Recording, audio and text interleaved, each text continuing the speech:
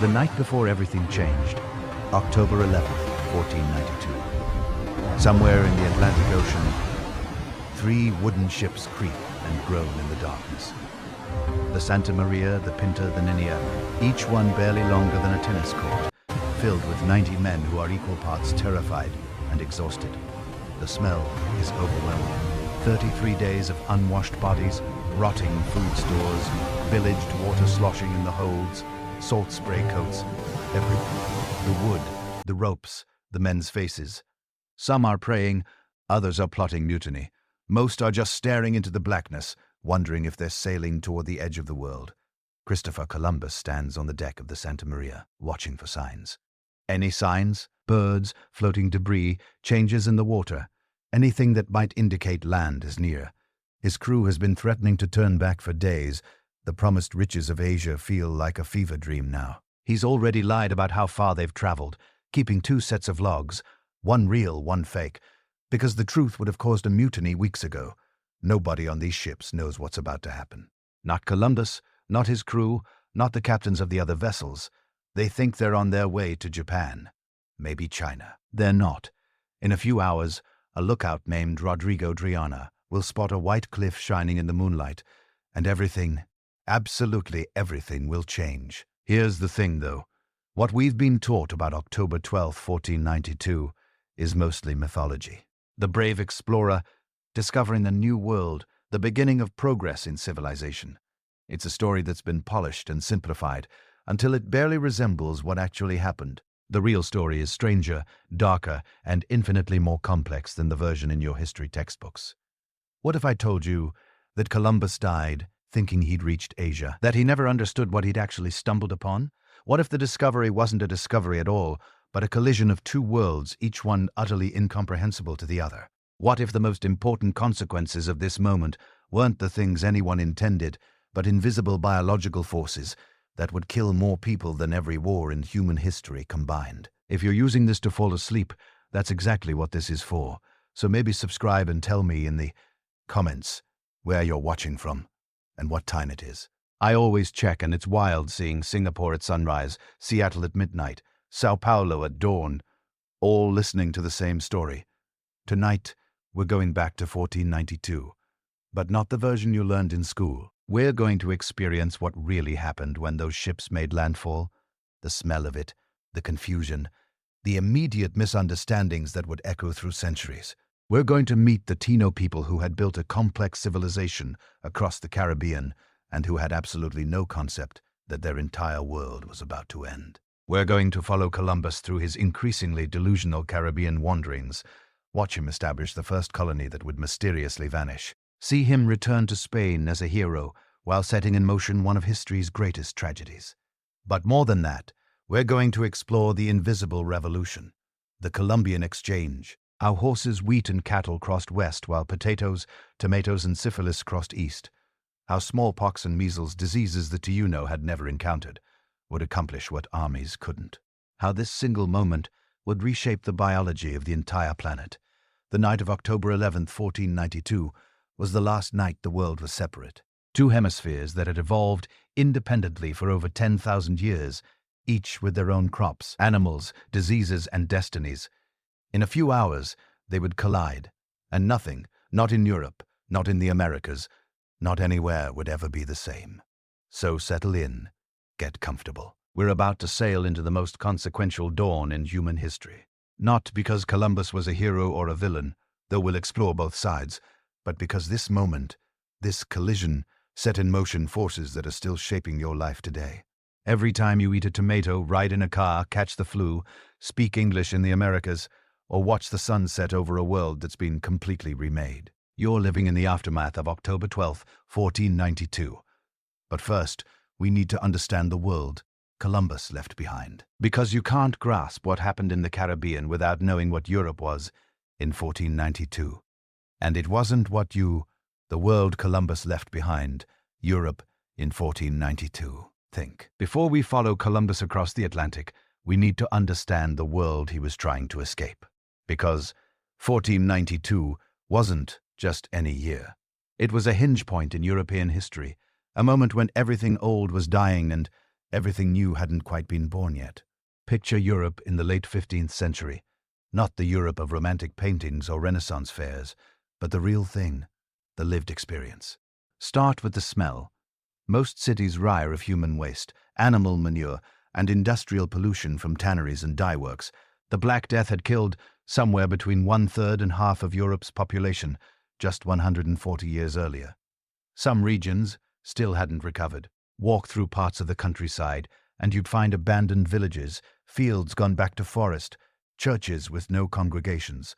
The plague had changed everything. It had shattered the medieval economic system, killed the labor surplus that had kept peasants cheap and lords wealthy. Survivors found themselves with options they're grey. ND parents never had. Labor was scarce, wages were rising, and the old feudal order was crumbling. This created opportunity for some, terror for others. The established powers, the nobility, and the church could feel their authority slipping. They responded the way threatened powers always respond, with violence, with repression, with desperate attempts to reassert control through force. Spain, in 1492, was the epicenter of this reactionary fervor. On January 2nd of that year, King Ferdinand and Queen Isabella completed the Reconquista, the century-long campaign to drive Muslim rulers out of the Iberian Peninsula. The last Muslim kingdom, Granada, fell after a 10-year siege. For the Spanish monarchs, this was both a triumph and a problem. They just unified their kingdom through holy war. What do you do with a society organized around religious conflict when the conflict suddenly ends?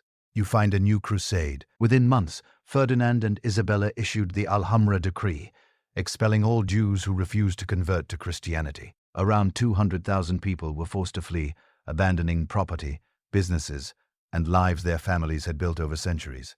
This wasn't just cruelty for its own sake. It was calculated. The monarchs were trying to create religious uniformity, to forge a Spanish identity through exclusion.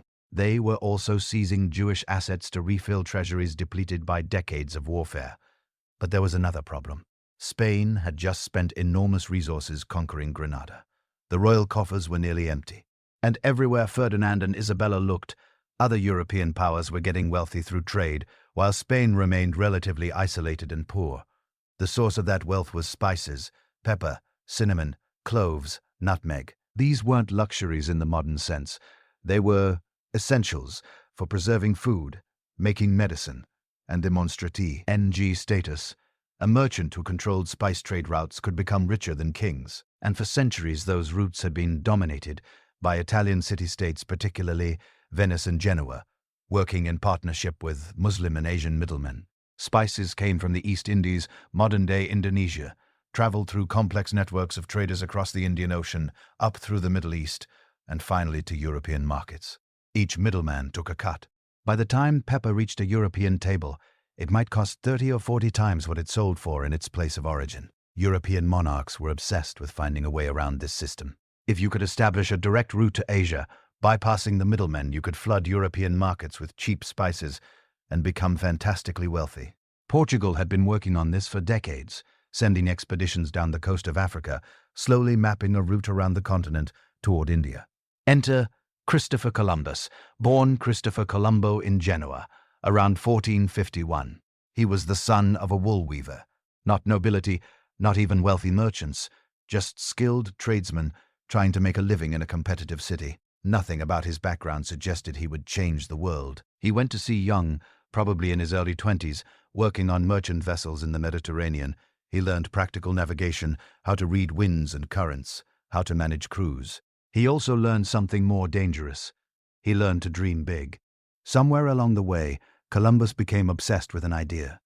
Instead of sailing east to reach Asia, what if you sailed west? The earth was round. Everyone educated knew that. Ancient Greek mathematicians had proven it.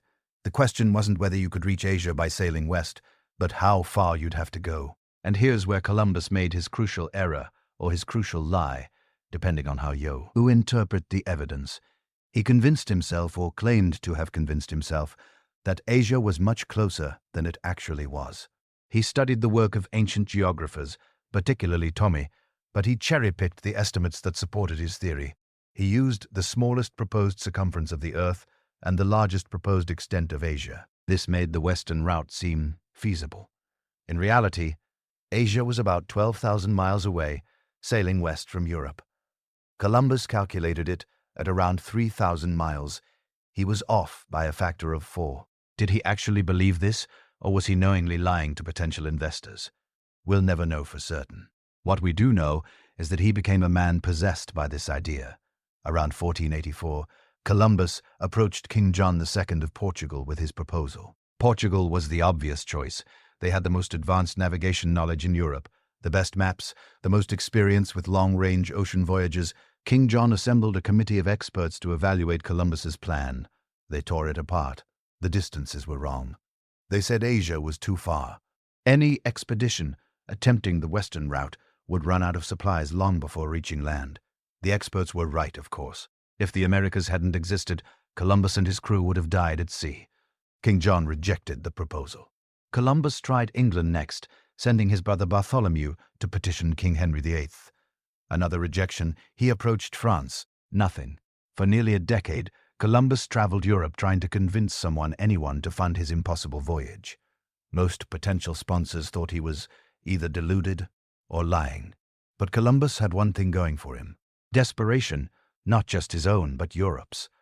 The fall of Constantinople to the Ottoman Turks in 1453 had disrupted traditional trade routes even further. The Portuguese route around Africa was taking decades to develop and was far from certain. There was a tiny chance, a lottery ticket, that Columbus might be right, or that he might discover something unexpected along the way. Ferdinand and Isabella initially rejected him, too. This was around 1486, and they were focused entirely on the war for Granada. But Columbus was persistent. He hung around the Spanish court for years, living on small stipends, periodically repitching his plan. He befriended influential courtiers, particularly Luisa Santangel, the royal treasurer, and Juan Perez, a friar who had connections to Queen Isabella. These men became his advocates, his lobbyists at court. The key thing to understand is that Isabella and Ferdinand weren't passionate believers in Columbus's vision. They were calculating gamblers weighing minimal risk against potentially massive reward. The actual investment required was relatively small. 3 ships, provisions for a few months, crews that could be recruited from sailors facing unemployment. The contract Columbus demanded was outrageous. 10% of all wealth from any lands discovered, hereditary titles, governorship of new territories. But these costs only kicked in if he succeeded. If he failed, if he simply vanished at sea like so many explorers before him, the crown would be out maybe 2 million Marav goodies, roughly the cost of hosting a modest royal banquet. Against this small risk, consider the potential reward. If Columbus somehow reached Asia, Spain would control a direct western route to the Spice Islands. They would break the monopoly of Venice and Genoa. They would become the wealthiest kingdom in Europe overnight. Even if Columbus didn't reach Asia, but found something else, new lands, new resources, it might still prove profitable. The logic was sound, if you were a monarch with money to spare and ambitions to feed. But Ferdinand and Isabella didn't have money to spare, not in 1492. Their treasury was depleted from the Granada campaign. So where did the funding actually come from? Here's where the story gets interesting. Most of the money came from a syndicate of Italian merchant bankers working in Spain, with Luisa Santangel as the primary organizer. These were businessmen looking for investment opportunities, not romantic adventurers.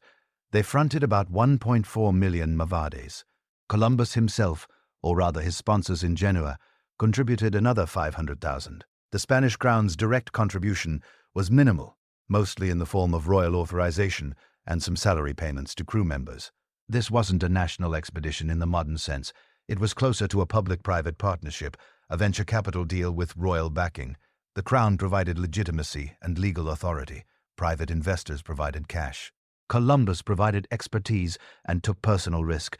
Everyone was gambling that long odds might pay off. On April 17, 1492, Ferdinand and Isabella signed the capitulations of Santa Fe, the contract granting Columbus his titles and percentages in exchange for his service.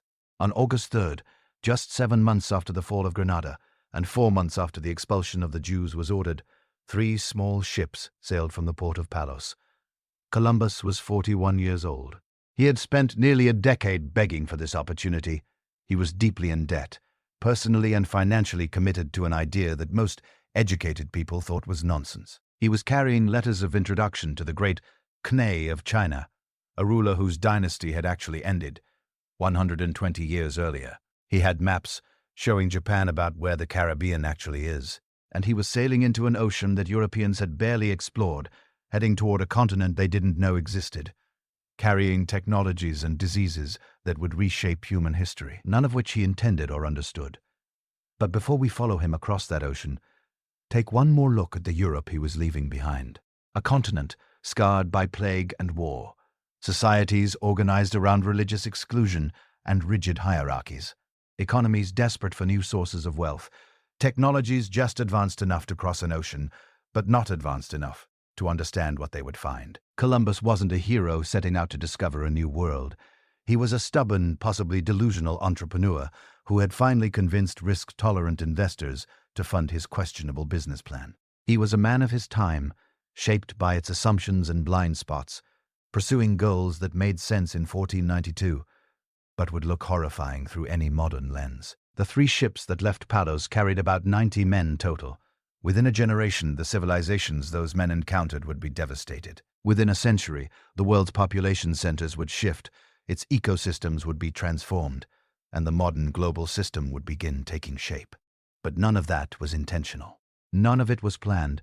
It just happened because Columbus was wrong about geography, right about seamanship, and lucky enough to run into a continent he wasn't looking for. Now, let's follow those ships west into the unknown. August 3rd, 1492. 3 ships slip out of Palos de la Frontera in the pre-dawn darkness, not because Columbus wanted drama, but because he needed to catch the morning tide. The Mina, the Pinta, and the Santa Maria. You've probably heard they were tiny, barely seaworthy vessels that made the crossing miraculous.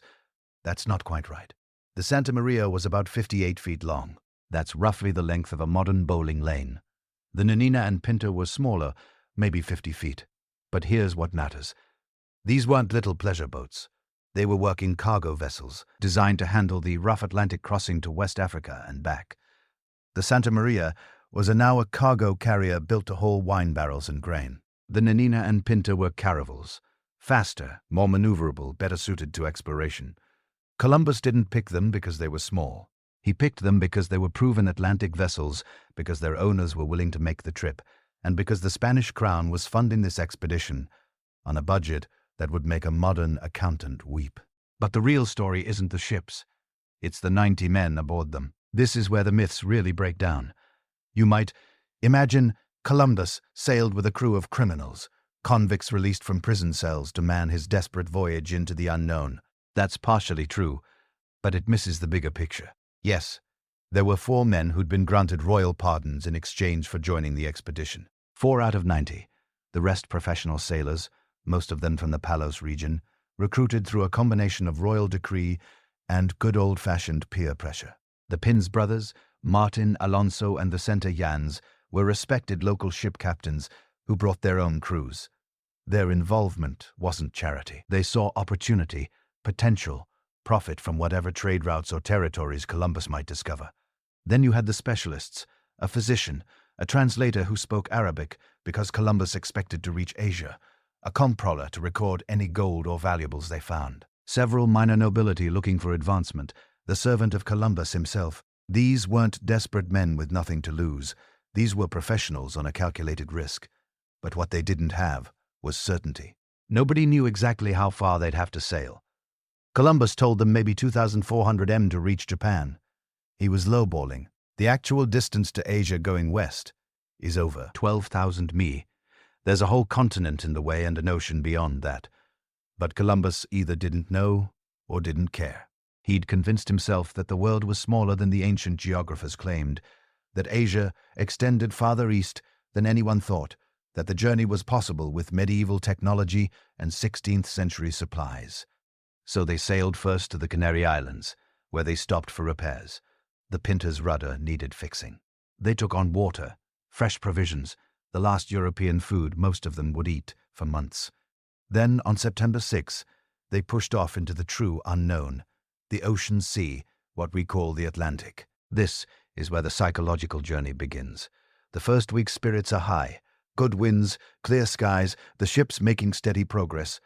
Columbus keeps 2 logs. The public log, read to the crew, shows conservative distances. The private log, his real calculations, shows the true mileage. Why the deception? He's managing fear. If the crew knows exactly how far they're sailing from any known land, they might panic, might demand to turn back before the point of no return. By the 2nd week, the novelty is wearing off. They're in open ocean, no land visible in any direction, just endless blue water and sky. The ships are small enough that every man can feel the Atlantic swells, the constant motion that never stops, not even when you're trying to sleep on a wooden deck or in a cramped below-deck space that smells like bilge-edge water. Sweat and salt. They see things, floating seaweed that seems to go on forever. This is the Sargasso Sea, a vast region of the Atlantic where currents create an enormous sky of floating vegetation. To sailors in 1492 it looks wrong, unnatural, like the ocean is turning into land, like they're about to run aground thousands of miles from shore. The seaweed wraps around the rudders, slows their progress, creates a sense that the ocean itself is trying to stop them. Some of the men become convinced they'll never make it home. The winds that have been pushing them west, perfect sailing winds that Columbus takes as divine favor, those same winds mean they'll never be able to sail back east.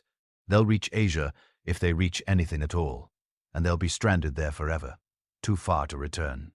Columbus tries to reassure them. The winds will change, he says. They always do. Trust him. Trust God. Keep sailing. By late September there are whispers of mutiny. Not organized rebellion, just the low murmur of men who are starting to calculate their odds. They've been sailing for 3 weeks. The distances Columbus recorded in the public log, the ones the crew believes add up to roughly the distance he'd promised to Japan. So, where is it? Where's the land? The trade winds are still pushing them west, but provisions are starting to matter. Water is rationed. The food is ship's biscuit and salt meat, monotonous and barely adequate. If they don't find land soon, they'll have to turn back while they still have supplies for the return journey. Assuming they can sail back, assuming the winds cooperate, assuming Columbus hasn't led them all to their deaths. October begins with false hopes. Birds appear, more and more species flying overhead. Birds mean land, everyone knows that. But how far? Birds can fly for days. These could be coming from islands hundreds of miles away. Or they could mean landfall is imminent. Columbus starts watching for signs with desperate intensity. Floating branches with green leaves. A piece of carved wood clearly worked by human tools. A small board, a stick covered with barnacles. The crew's mood swings wildly between hope and despair. Every sunset without land brings fresh complaints. Every sunrise with new bird sightings brings renewed energy. Column. Bus promises rewards. The Spanish monarchs have offered 10,000 maravedis, a silk doublet, and a lifetime pension to whoever spots land first. The men start seeing things. Phantom coastlines that dissolve as they approach. Cloud formations that look like mountains. The human eye, desperate for patterns, finds them everywhere. On October 10th, the situation reaches its breaking point. It's been 33 days since they left the Canaries. Over a month of nothing but ocean. Martin Alonso Pinzon, captain of the Pinter, suggests they continue just 3 more days. If they don't find land by then, they turn back. Columbus agrees, though his private writing suggests he would have kept going regardless. He's too invested now, too certain of his calculations, or too stubborn to admit error. October 11th, the final day of the deadline. The signs are everywhere now. More birds than they've seen since leaving Europe. Fresh vegetation floating past. A small branch with red berries still attached. The water changes color, becomes lighter, suggesting shallow seas ahead. Islands has to be islands. That night, Columbus thinks he sees a light, a flicker on the horizon, like a candle being raised and lowered. He calls witnesses, but by the time they arrive, it's gone. Was it real? Was it wishful thinking? Was it some strange atmospheric phenomenon? Nobody knows. But it doesn't matter, because at 2 a.m. on October 12th, Rodrigo de Triana, a lookout on the Pinta, sees something unmistakable. White cliffs gleaming in the moonlight. Land. After 33 days of sailing into nothing, after weeks of doubt and fear and near mutiny, after a month of trusting Columbus's calculations against every sailor's instinct, they've found land. The ships heave, too, dropping anchor in the darkness. They're not going to risk a night approach to an unknown shore, so they wait. The crew, the men who've been questioning everything for weeks, They wait in darkness just off the coast of what they think is Asia. They don't know they've discovered a continent that will change everything. They don't know they're anchored off an island whose inhabitants have been living there for centuries. They don't know that come morning, two worlds that have existed in complete isolation for over 10,000 years are about to collide. They just know they found land. They survived, and whatever comes next, at least they're not going to die at sea. At 2 a.m. on October 12, 1492, a sailor named Rodrigo Driana was probably fighting sleep at his post on the Pinta. He'd been staring at darkness for 33 days, watching endless ocean, seeing nothing but waves and more waves. Then something changed. A shadow against the stars, a darkness darker than the water. He'd seen false landfalls before, clouds on the horizon that looked like mountains, tricks of moonlight on waves. But this was different. This was solid, real land. He screamed, "Tiara! Tiara! Land! Land!" Within minutes, every sailor in the fleet was awake, straining their eyes toward the western horizon. Columbus appeared on deck, squinting into the darkness. He could see it too, a low, dark mass interrupting the starlight. After 33 days, after years of planning, after a lifetime of obsession, he had found land. But here's where the story gets complicated. Columbus had promised to reward 10,000 maraved a year for life to whoever spotted land first. That reward should have gone to Rodrigo Driana. He saw it first. He called it out. Everyone aboard witnessed it. But Columbus claimed that actually he had seen a light, a faint flickering on the horizon hours earlier. Around 10 p.m., a light that no one else had apparently noticed. A light that he hadn't bothered mentioning at the time. A light that was almost sea, certainly invented after the fact, because Columbus wanted that reward for himself. He got it. The sailor who actually spotted land got nothing. This wasn't just petty theft. It was the first of many acts of casual cruelty that would define Columbus's time in the Americas. The pattern was established before his feet even touched shore. Take credit, take rewards, take whatever you want because you have the power to do it. But for now, in those dark hours before dawn, none of that mattered. The fleet hove to waiting for daylight. No one was crazy enough to attempt a landing on an unknown shore in complete darkness. So they waited, bobbing on the swells, watching the dark mass slowly take shape as the eastern sky began to lighten. Columbus must have been unable to sleep. He had imagined this moment for years. In his mind, he was about to set foot in Asia, maybe Japan, maybe China, definitely somewhere fabulously wealthy, where the people wore silk and traded in spices and gold.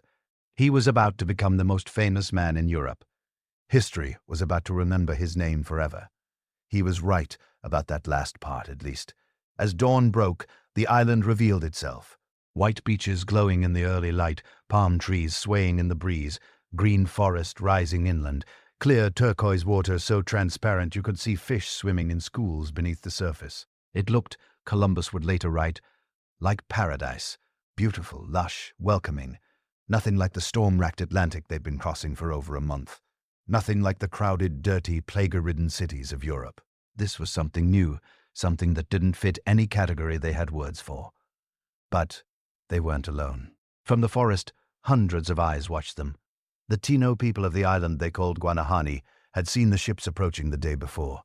3 massive vessels bigger than anything they had ever seen, with huge white sails that caught the wind like wings. All night they'd debated, what were these things? Who was aboard? Were they gods, spirits, enemies, traders? The ships looked like no watercraft the Taino had ever encountered. Their own canoes, some capable of carrying 100 people, were carved from single massive trees. But these vessels were assembled from countless pieces, built up rather than carved out.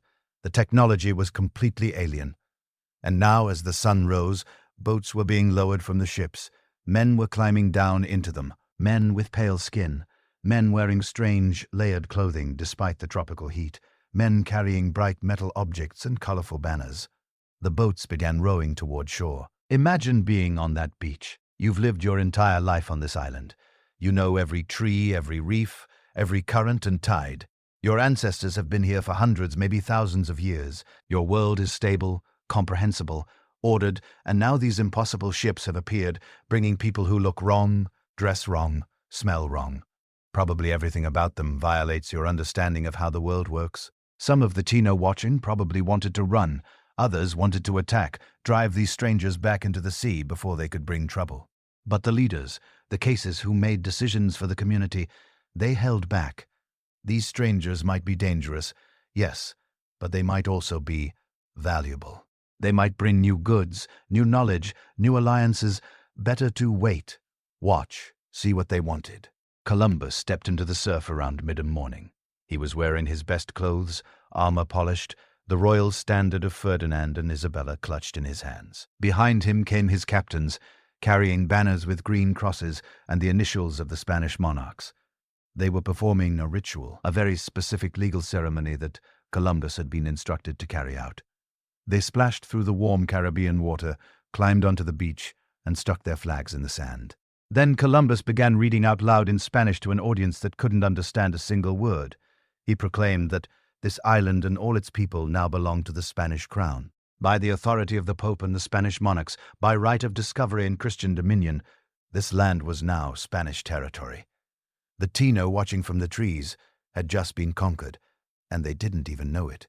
The ceremony of possession was a legal fiction, a paperwork exercise that Europeans used to justify their land grabs. The logic went like this. If a Christian nation discovered a land inhabited by non-Christians, they could claim it simply by performing this ritual. Plant a flag, read a proclamation, and suddenly you owned everything in sight. The people already living there, their opinions didn't matter, their prior occupation didn't count. In European legal theory, only Christians could truly own land. Everyone else was just using it temporarily until proper Christian owners showed up. It was insane, of course. Imagine if it worked in reverse. Imagine if a Taino canoe had somehow crossed the Atlantic, landed in Spain, and declared that Seville now belonged to the Cacique of Guanaji because they planted a stick in the ground and said some words in Arawak. The Spanish would have laughed, then probably killed them. But somehow, when Europeans did it in the Americas, they convinced themselves it was legitimate. After the ceremony, things got weird fast. The Tano cautiously began emerging from the forest. These were people who valued hospitality, who had cultural traditions of welcoming strangers, sharing food, offering gifts. They approached the Spanish slowly, hands probably open to S. How they weren't carrying weapons, they brought parrots, balls of cotton thread, small carved objects, peace offerings, or maybe just curious attempts to start a trade relationship. Columbus and his men responded by pulling out glass beads, cheap glass beads, the kind you could buy by the barrel in any European port, red ones mostly, and little hawk bells, tiny brass bells that made a tinkling sound. They offered these trinkets to the Tino in exchange for whatever the islanders were willing to give, and the Tino were delighted. Glass was exotic to them, a material they couldn't manufacture. The beads were beautiful, colorful, perfectly shaped. The bells made fascinating sounds. This seemed like a great trade. They gave away cotton, parrots, small golden ornaments in exchange for these wonderful new objects. Both sides thought they were getting a bargain, but Columbus knew better. He knew exactly what he was doing. In his journal that night, he wrote that these people would make excellent servants, that they could easily be converted to Christianity and put to work, that they seemed to have no weapons worth mentioning, and could probably be conquered with just 50 men. He noted carefully that some of them wore small gold ornaments and were eager to trade for worthless trifles. Gold, that was what mattered. These people had gold, and they were willing to give it away for glass beads. He also wrote that they seemed generous, gentle, and peaceable, that they shared everything they had without hesitation, that they appeared to live in a kind of innocent paradise, without weapons or warfare or malice. You can almost hear him calculating. These traits that made the Tino good people, generous people, also made them perfect victims. Their openness was a weakness. Their hospitality was an opportunity. Their lack of iron weapons and their apparent unfamiliarity with organized warfare meant they could be exploited with minimal risk. What Columbus didn't write, but what we can infer from later accounts, is that first contact probably felt profoundly unsettling to both groups. The Spanish must have been disturbed by how different everything was. The Tano nakedness, their inability to understand any European language, the simple technology they used, all of it challenged European assumptions about civilization. These people didn't fit neatly into any category.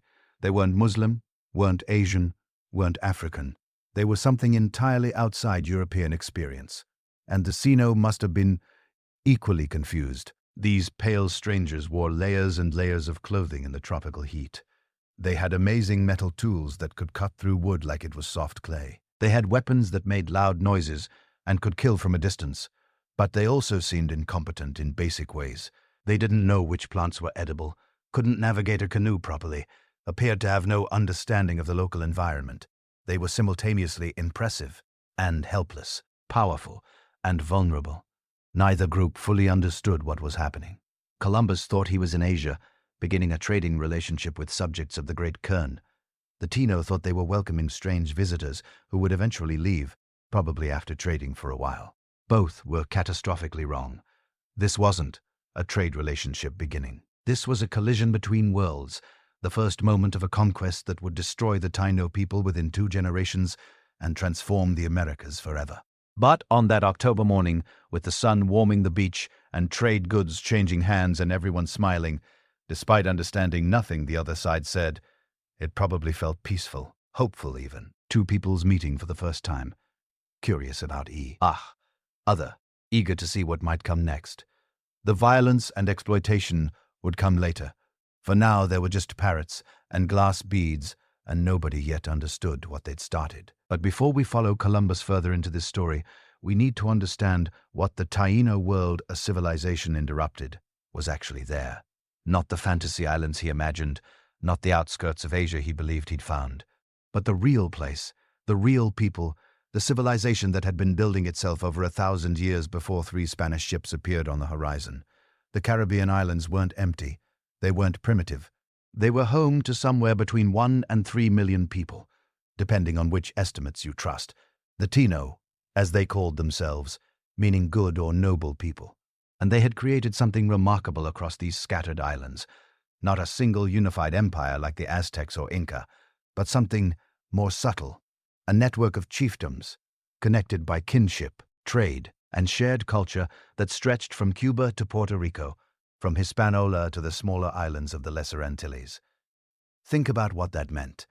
These weren't isolated tribes living on individual islands with no contact. The Taino were master seafarers. They built canoes, some large enough to hold 50 people carved from single massive tree trunks, saber trees, cotton trees, which they considered sacred, the dwelling places of ancestral spirits. They would hollow these giants using controlled fire and stone tools, a process that could take months. The result was ocean-going vessels capable of traveling hundreds of miles between islands. And they did travel constantly. Archaeological evidence shows trade goods moving across enormous distances, special types of stone for making tools only found on certain islands, showing up hundreds of miles away. Shell ornaments crafted in one location appearing in graves on distant islands, pottery styles spreading and evolving as groups shared techniques and designs. This wasn't random drift.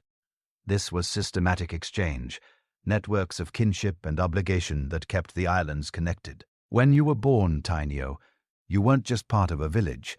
You were part of a lineage that probably had relatives on 6 islands. Marriage alliances connected chiefs across vast stretches of water. If your island got hit by a hurricane and destroyed your crops, you had cousins 3 islands away who would help you survive until the next planting season. It was a meta-population structure, just like those ancient humans during the bottleneck, except the Taino had done it deliberately. They had engineered a civilization that could survive Caribbean storms, droughts, and disasters by spreading their people across the water. Their daily life was sophisticated in ways Columbus never recognized. He saw them as simple because they didn't wear much clothing in the tropical heat and didn't have metal tools.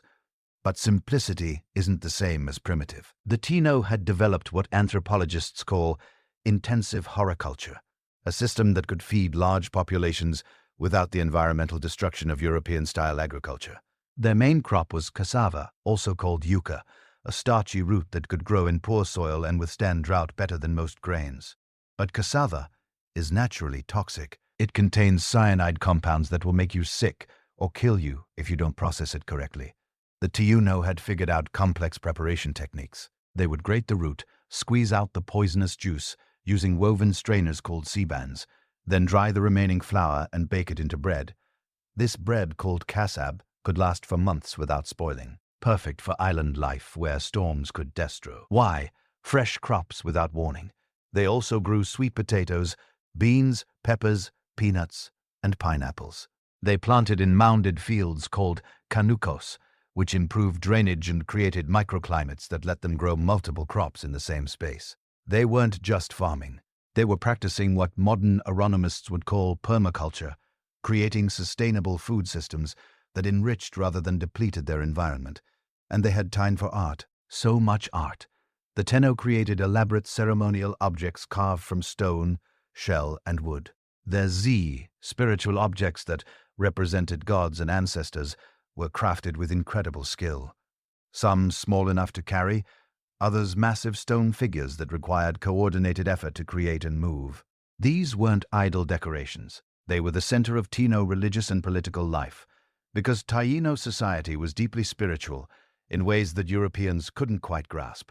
They believed in a world filled with invisible powers, spirits that inhabited everything from the great saber trees to the smallest stream. The demi were physical representations of these powers, objects through which the spiritual world could communicate with the living. Chiefs kept the most powerful Zs, consulted them before important decisions, used them in ceremonies that reinforced their authority. Their social structure was complex and hierarchical, but not in the European sense. At the top were the caciques, the chiefs who ruled individual villages or alliances of villages. But cacique authority wasn't absolute. It was earned and maintained through generosity, spiritual power, and successful leadership. A cacique who failed his people could lose his position. The role wasn't just inherited automatically. It required demonstrated ability. And here's something that would have shocked Columbus if he'd understood it. Taino society had magnificent roles for women in ways that European society didn't. Women could become cases. Not often, but it happened. Female chiefs led villages and commanded respect. More commonly, women held important positions as spiritual leaders, as shamans called bars, who could communicate with the spirit world and cure diseases. Taino cosmology was elaborate. They had creation myths that explained the origin of their people and their islands. In one story, humans emerged from caves in the earth led out into the world by a great ancestor. The sun turned some of these first humans into trees and birds and animals. Those who remained became the Taino. Another myth told of how the islands themselves were created when a great gourd containing the waters of the world was broken, flooding the land except for the highest mountain peaks, which became the Caribbean islands. They believed in an afterlife, a paradise called Koi Bay, where the souls of the dead went to feast and dance forever. The dead weren't gone. They remained present, accessible through ritual and through the Z's. Ancestors could advise the living, warn of dangers, provide spiritual power to their descendants. This is why they practiced elaborate burial customs, carefully placing bodies with grave goods that would serve them in the next world. Columbus saw none of this, or rather, he saw it and couldn't understand it. He noticed that Taino people wore gold ornaments and assumed they must be near wealthy kingdoms. He saw their generosity in offering gifts and assumed they would be easy to exploit. He observed their spiritual practices and dismissed them as devil worship or simple superstition. Most tragically, he saw their initial friendliness and peaceful reception and mistook it for weakness. The archaeological record tells a different story. Taino settlements show signs of sophisticated social organization. Large plaza, areas for ceremonies and ball games. Yes, they had ball games with rubber balls and formal courts, specialized structures for chiefs and spiritual leaders. Evidence of craft specialization with some villages focusing on pottery, others on stone carving, others on creating shell ornaments for trade. This was a civilization with division of a labor, with artists and specialists, with enough surplus production to support people who didn't directly produce food. Their population density was higher than Columbus realized. Some estimates suggest Hispaniola alone held over 1 million people. The islands weren't pristine wilderness. They were carefully managed landscapes where humans had lived for centuries, shaping the environment through controlled burning, selective planting, and careful resource management. And they had history, centuries of it, stories passed down through generations about legendary chiefs. Great storms survived, wars fought and resolved, migrations and alliances and feuds. When Columbus, the Taino were in the middle of their own complex historical moment. dealing with pressure from Carib raiders from the south, managing political tensions between different cases, adapting to environmental changes they had observed over generations. They were living, breathing, complex human beings with full interior lives. They fell in love and grieved losses and worried about their children and took pride in their craftsmanship and argued about politics and told jokes and sang songs. They had individual personalities, ambitions, fears, dreams. They were not a monolith. They were not simple. They were not waiting for someone to discover them. They were there living their lives, managing their civilization across the water, when 3 strange ships appeared, and everything changed forever. Within a few decades, 90% or more of them would be dead. Their languages would be disappearing. Their oral histories would be lost. Their sophisticated understanding of Caribbean ecology, developed over 1,000 years, would be forgotten. But we're getting ahead of ourselves. On that morning of October 12, 1492, the Taino people of Guanahani had no idea what was about to begin. They saw strange ships and strange men, and approached with curiosity and the hospitality that their culture demanded. They offered gifts. They showed kindness to strangers who had clearly traveled far. They acted, in other words, like civilized people receiving visitors. And Columbus, standing on that beach, saw everything and understood nothing. Columbus wasn't satisfied with San Columbus's Caribbean, island-hopping and growing delusions. Salvador. How could he be? This tiny island had friendly people, beautiful beaches, and no gold. Well, almost no gold. The Tio wore small gold ornaments, little pieces barely worth mentioning. But to Columbus, those tiny fragments were like breadcrumbs leading to a treasure vault. He just had to follow them. So he asked, in his clumsy combination of gestures and the few words he'd learned, where the gold came from. The Taino pointed south and west. They used a word that sounded like Kula or Cuba. Columbus heard what he wanted to hear. Cuba. That had to be Chipango. Japan, the island Marco Polo had described as having palaces roofed with gold. Never mind that the Taino were clearly indicating another island. Never mind that nothing about these people or their villages suggested proximity to the sophisticated Asian civilizations he'd read about. Columbus had decided Cuba was Japan. On October 14th, just 2 days after the initial landing, he was already moving on. He took 16 men with him, not as guests, as captives, guides, interpreters, proof. The word "took" does a lot of work in historical accounts. It sounds almost passive, like picking up sea shells from a beach. But these were people, men with families, communities, lives they hadn't planned on leaving. Columbus justified it as necessary. How else would he communicate with other islands? How else would he find the gold? The ends justified the means. They always do, until history looks back and asks uncomfortable questions. For the next 2 weeks, Columbus Island hopped through the Bahamas. Every island was beautiful. Every island had friendly people. Every island had no gold, or at least not enough gold. He named them as he went. Santa Maria de la Compion, Fernandina Isabella. Names that meant something to him and his crew, nothing to the people who'd lived there for centuries. It's remarkable how quickly fell into the pattern that would define European colonization for the next 400 years. Arrive, claim, rename, move on. The Taino guides kept pointing westward. Bigger islands, they seemed to say. More people perhaps understanding that Columbus was obsessed with the yellow metal, perhaps hoping he'd leave their home islands alone. They indicated that yes, to the west there was gold. Whether they were telling the truth, telling him what he wanted to hear, or simply trying to send him somewhere anywhere else, we'll never know. On October 28th, Columbus reached Cuba, and here's where his delusions started hardening into something more troubling. Cuba wasn't a small island. As he sailed along its northern coast, day after day, the land kept extending to the horizon. This wasn't the modest islands he'd been hopping between. This was big. Big enough to be a continent. Big enough to be Asia.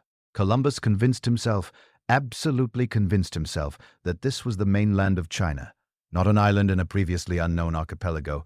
Not a new world. The mainland of Asia, exactly where he had planned to arrive. He sent scouts inland looking for cities for the KANs, representatives for evidence of the sophisticated Asian civilization that must surely be just beyond the next valley. They found Taino villages, tobacco farms, people living in organized communities, but nothing remotely resembling Chinese cities. The scouts came back with reports of a large village, maybe 50 houses, where people grew cotton and strange plants they dried and smoked. The locals had been friendly, even aided by the Europeans. But there were no gold temples, no Silk Road officials, no evidence whatsoever that they were anywhere near China. Columbus wrote it all down anyway, describing Cuba as part of the Asian mainland with such conviction you'd think he'd seen Beijing himself. This wasn't just optimism. This was a man who needed reality to conform to his promises. He told Ferdinand Isabella he could reach Asia by sailing west. Therefore, this had to be Asia. The alternative was that he'd made the most expensive navigational error in history. For 6 weeks, he explored Cuba's northern coast, sailing into harbors, meeting local populations, always searching for the gold that would justify his voyage. The tenor of Cuba was similar to those in the Bahamas, generous, curious, organized into larger communities, with what seemed to be more sophisticated agriculture. They grew cassava, corn, sweet potatoes. They had extensive trade networks indicated by the variety of goods and materials found in their settlements, but they didn't have the vast gold deposits Columbus had promised. His journals from this period show a man trying to reconcile two incompatible realities. He described the land as extraordinarily beautiful, the climate as perfect, the harbors as excellent. All true. But then he'd write about how this must be the land Marco Polo described, how the Knay cities must be just inland, how the gold mines were surely nearby. He was describing two different places simultaneously, the place that existed and the place he needed to exist. By early December, the Tino guides were indicating another large island to the east. They called it Bogio, which Columbus heard as Haiti or Hispaniola. And there they gestured. There was gold, real gold, lots of it. Maybe they were tired of the strange bearded men prowling their coasts. Maybe they genuinely knew of gold deposits. Maybe they were just telling the increasingly frustrated admiral what he clearly wanted to hear. Columbus sailed east, and on December 6, 1492, he reached the island that would become the center of Spanish colonization in the Americas. Hispaniola was different from the start. Larger than Cuba with more varied terrain, mountains visible from the coast, and the Tayono here did have more gold. Not mountains of it, not palaces roofed with it, but visible amounts. People wearing gold jewelry, gold dust in streams, small mines where they extracted the metal. Columbus's mood transformed. Here, finally, was evidence he could take home. Evidence that these islands had resources worth exploiting. He wrote with renewed enthusiasm about the rivers that must surely contain gold, the mountains that certainly hide gold mines, the people who undoubtedly know where much more gold can be found. His certainty had returned, but it was based less on evidence than on necessity. The relationship with the Tino of Hispaniola started like the others. Friendly exchanges, gifts traded, mutual curiosity. But there was an edge now. Columbus was asking more insistently about gold. His men were ranging farther inland without permission. The guides they'd taken from other islands couldn't go home, and Columbus was writing in his journal about how easy it would be to conquer these people, how a small force could subjugate the entire island. The delusion was complete now. He'd convinced himself he was in Asia, that these islands were outposts of the great Khnun's empire, that vast wealth was just waiting to be claimed. He'd stopped seeing what was actually there. A thriving Caribbean civilization, complex societies adapted to their environment over millennia, people with their own systems, values, and ways of life. Instead, he saw resources, opportunities, souls to be converted, and labor to be exploited.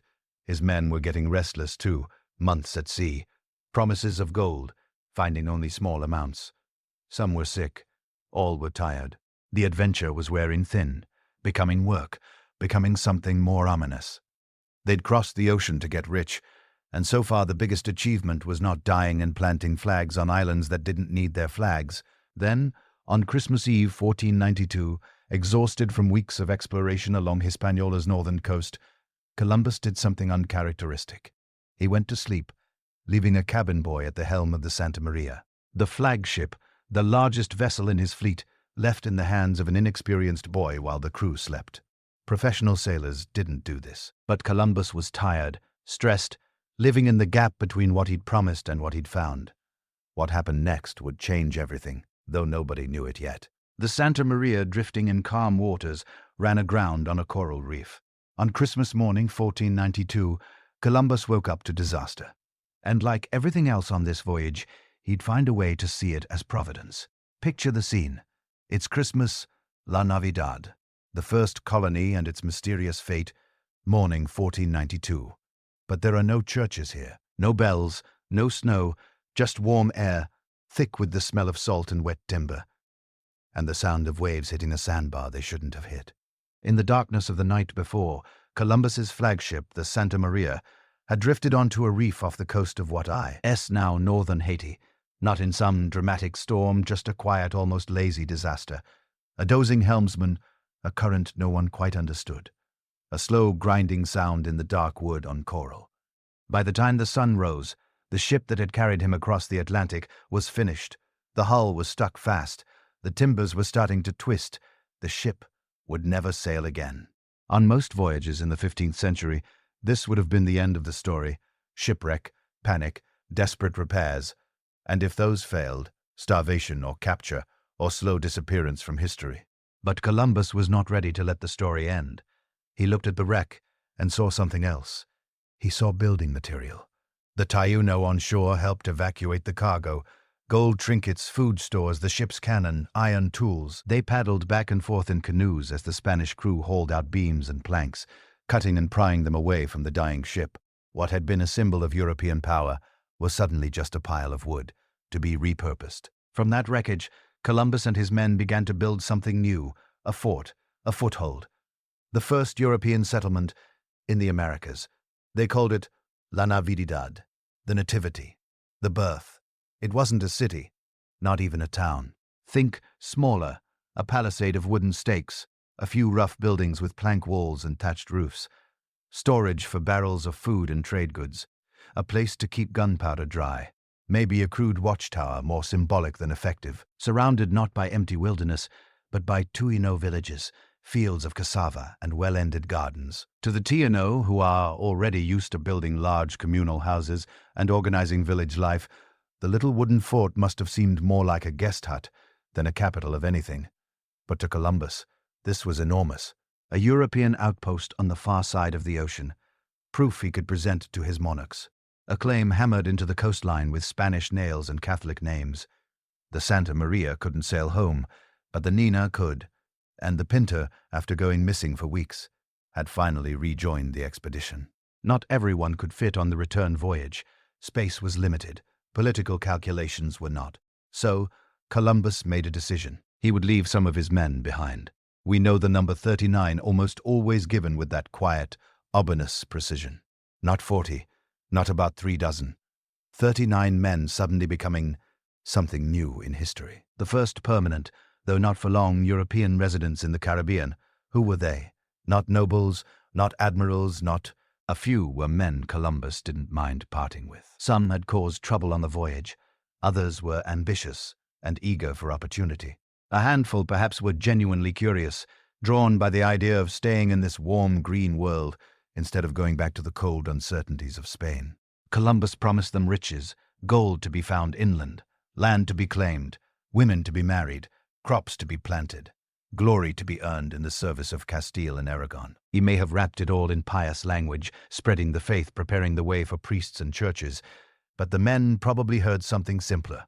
Stay here, and you could end up lords of your own little world. He also gave them rules. Keep the peace with the Taino.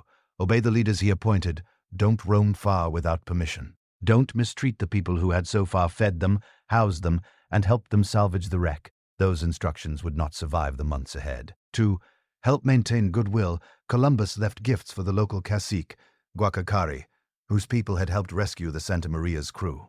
He praised Guacacari's kindness. He saw an ally, a potential client ruler, someone who could be turned into Spain's man on the island. Then he did what must have felt, even to him, both thrilling and terrifying. He sailed away. The Nina and the Pinta lifted anchor and headed east, carrying Columbus a handful of Taino captives, animal skins, strange plants, stories of islands thick with gold, and one huge, implied promise. This was just the beginning. You can almost imagine the quiet that followed as the ship shrank into the horizon. The creak of the fort's wooden walls in the heat of the afternoon, the buzz of insects, the distant laughter of Tano children. 39 men alone on an island that seemed friendly. Now, an island they didn't understand, an island that didn't need them. Back on the ships, Columbus was mined. To the Catholic monarchs, he would present La Navidad not as a desperate improvisation, a beachhead of Christendom.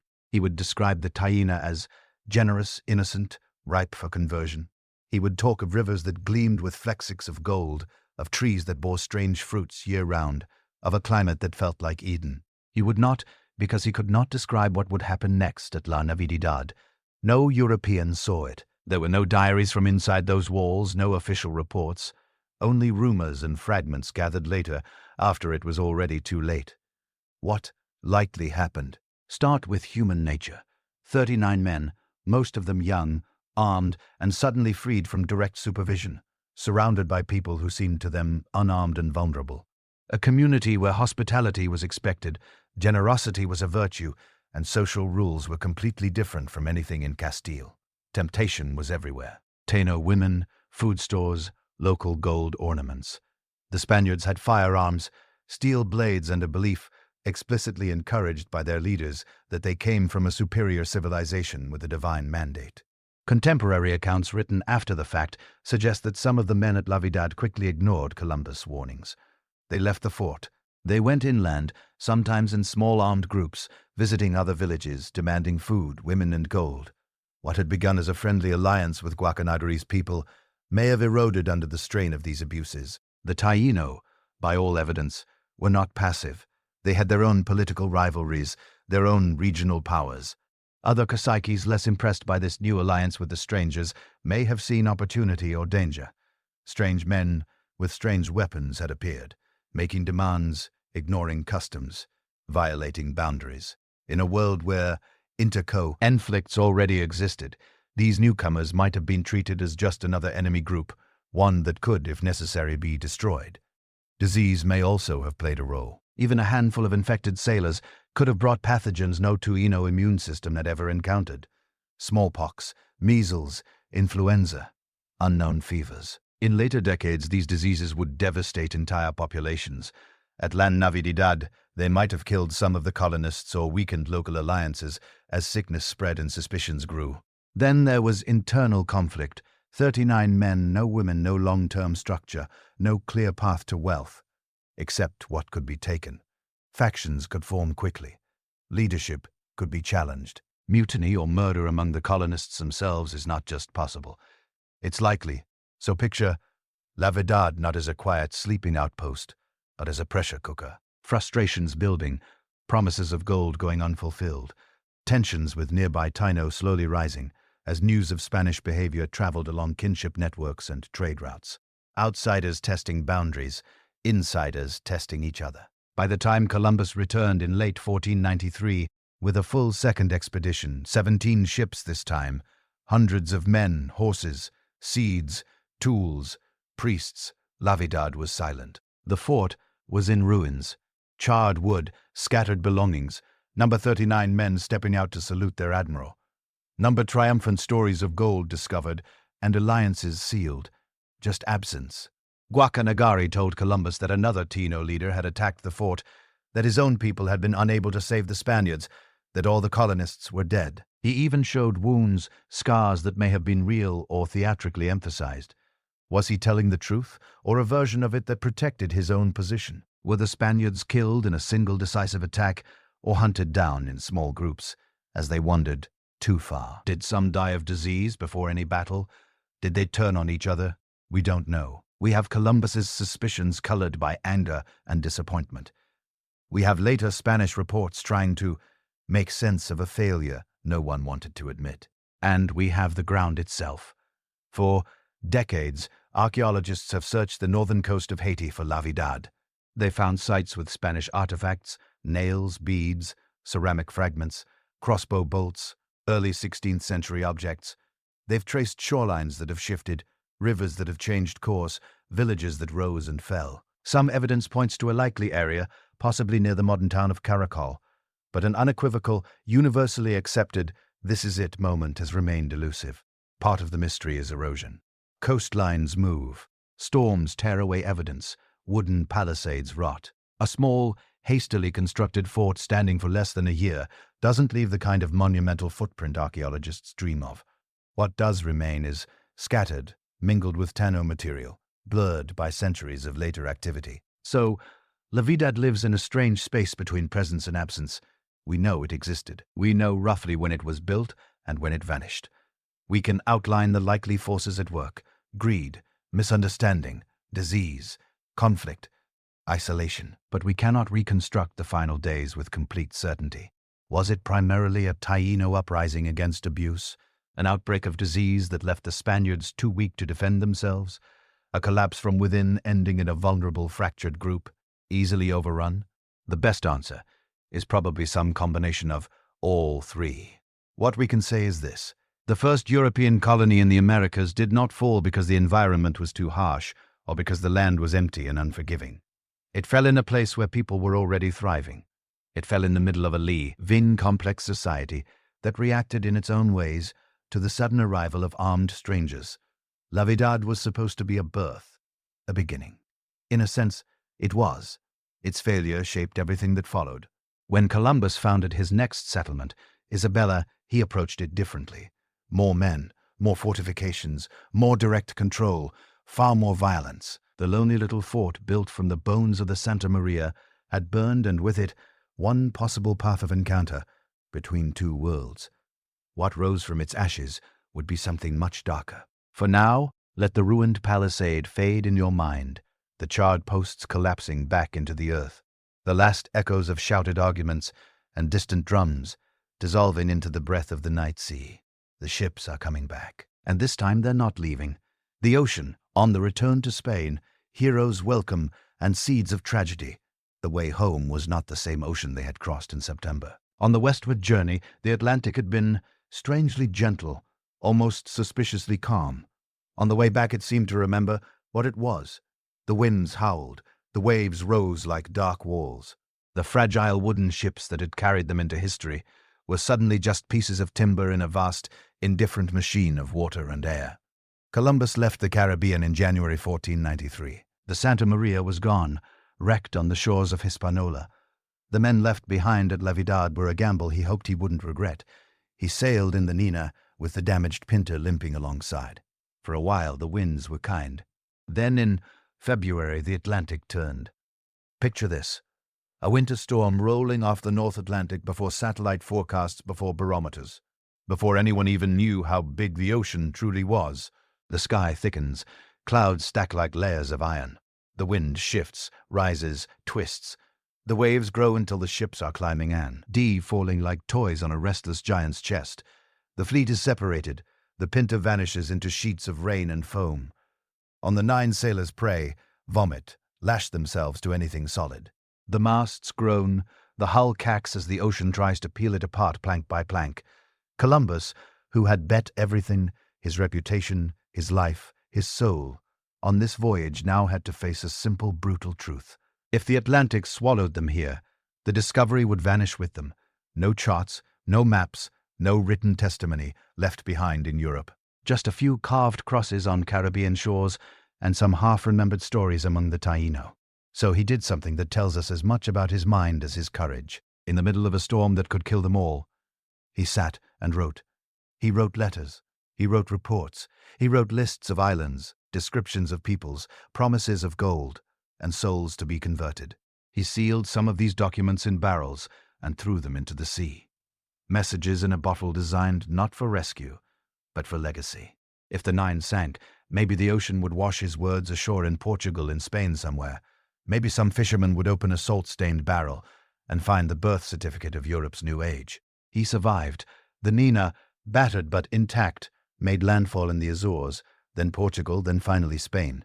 The Pinta, driven off on its own by the storm, had also survived, arriving separately. The ocean had tried to erase the story. It failed. The story reached shore, and almost immediately, that story began to mutate. Columbus's letters moved fast. One of them addressed to the Spanish monarchs, but quickly copied and translated, shot across Europe like an early modern viral post. Printers in Barcelona, then Rome, then Basel and Paris, turned it into pamphlets.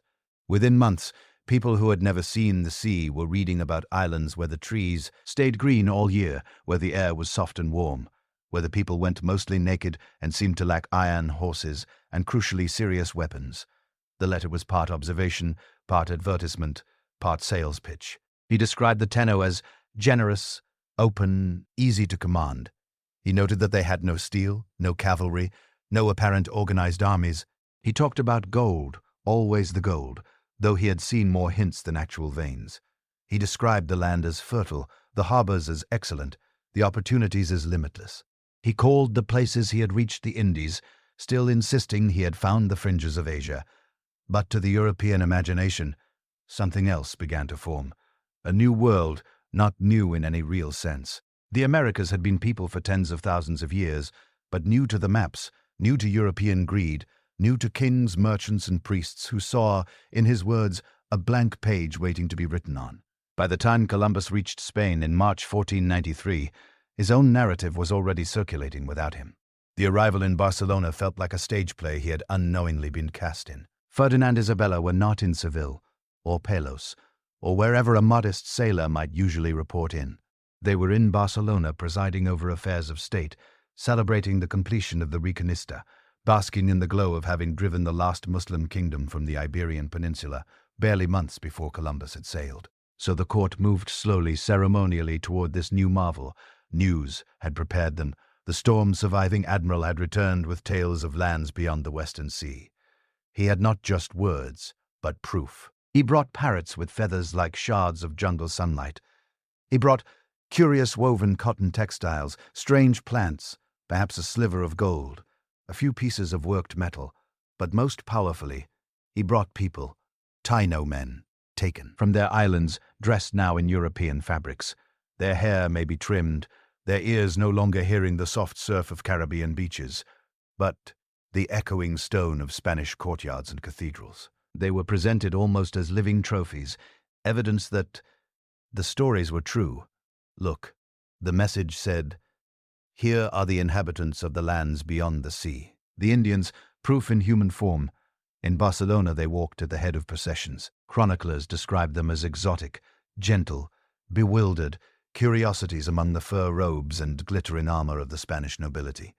Some were baptized, some were given new names, some tried to communicate in gestures and fragments of words to men who were not really interested in understanding them as equals. The Taino bodies in that courtyard were treated as signs of royal favor, of divine providence, of opportunity. To many watching, the cruelty was invisible. They saw wonder, not abduction. Columbus knelt at the feet of Ferdinand and Isabella. He described his voyage, his islands, his Indians, his belief that these were the outer skirts of Asia, or at least lands off its eastern shores. He promised more. More islands, more people to convert, more gold to finance kingdoms and cathedrals. The monarchs listened. They had just finished a centuries-long war. Their armies were idle. Their coffers were not as full as they wished.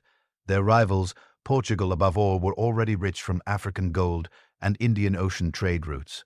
Here was a sailor offering a shortcut to the riches of the East, bypassing Portuguese-controlled waters, and he came back not just by words, but by living evidence. The reception in Barcelona was choreographed to send a message outward as well as inward to their nobles. Spain, not Portugal, had seized the future. To their neighbors, the Catholic monarchs now claimed rights in lands no other. Christian power had seen. To the Church, this was not just commerce but mission. Millions of souls, Columbus insisted, waited for baptism. Word spread. Merchants in Italian city-states imagined new routes for spices, dyes, timber, sugar. Sailors in port taverns whispered about western islands and easy plunder. Courtiers in France and England listened, envious, wondering how long Spanish secrecy would last. Printers, seeing demand, pushed out more copies of Columbus's letters.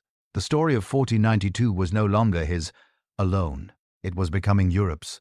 But empires, especially Catholic empires in the late 15th century, did not just expand by rumor and ambition. They needed paperwork. They needed blessings. So Rome was drawn into the story almost immediately.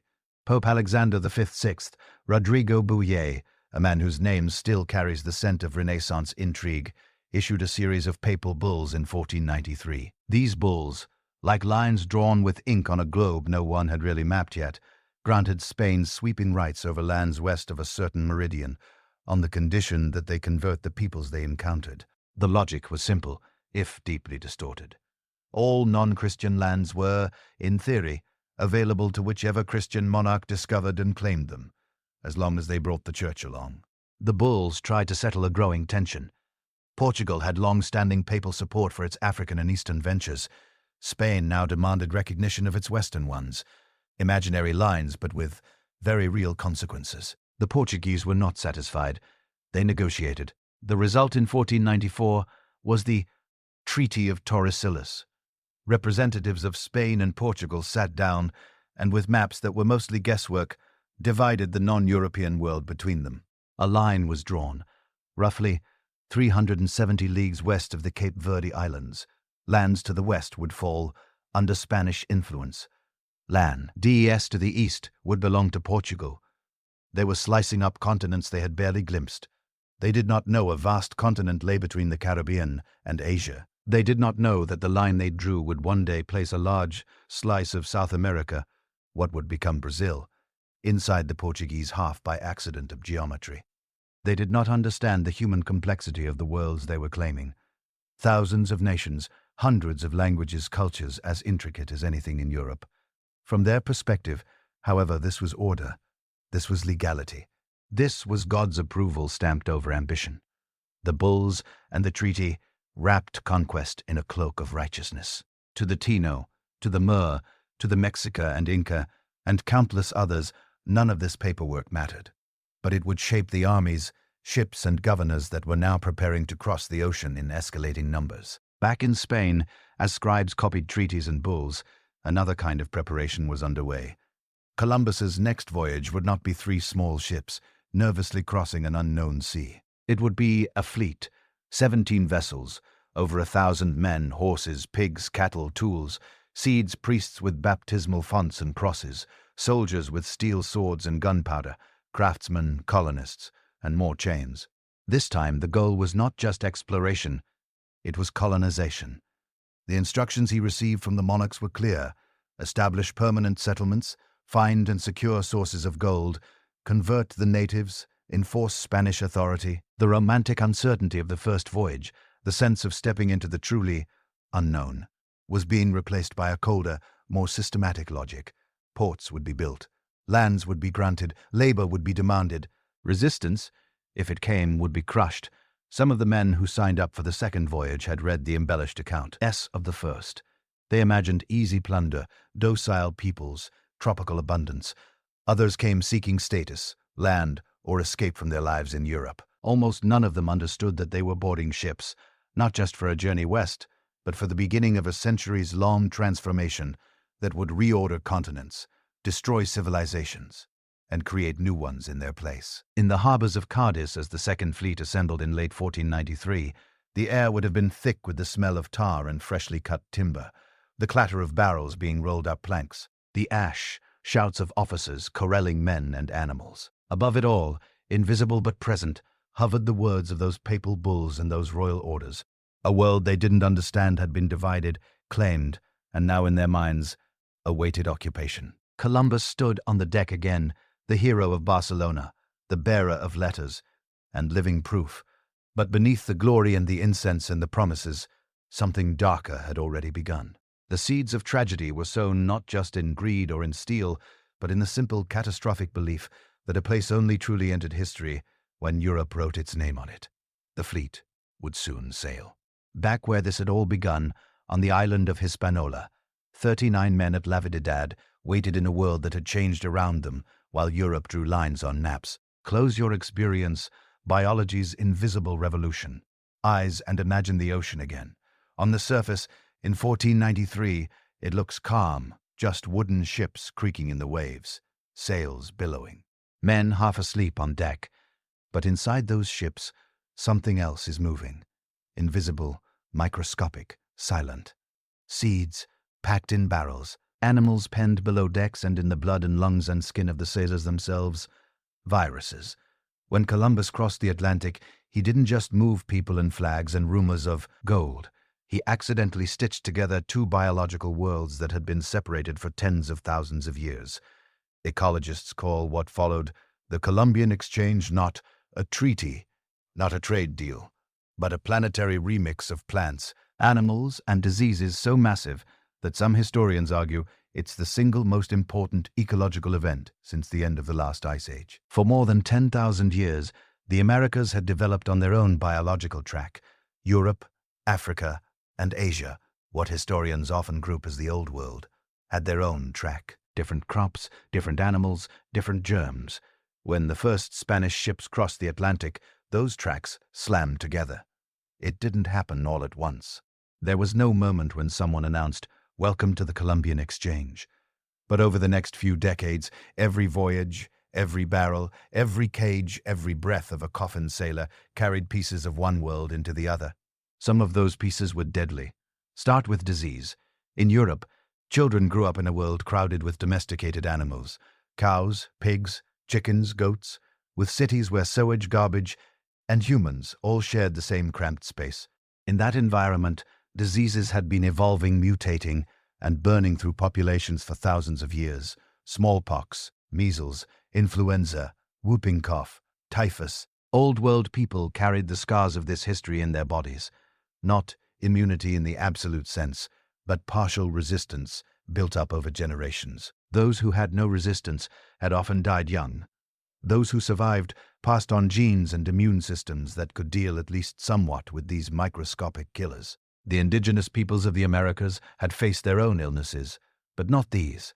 They had no long history of living cheek by jowl with Eurasian herd animals, no centuries of devastating plagues caused by those anima, LS viruses jumping into humans. When smallpox and measles arrived for many communities, it was like encountering alien life. We don't have precise numbers. We probably never will. But most historians and demographers think the population collapse in the Americas after 1492 was one of the greatest demographic catastrophes in human history. In some regions, estimates suggest that within a century, 70, 80, even 90% of the indigenous population may have died. Not all at once. Waves. A ship arrives.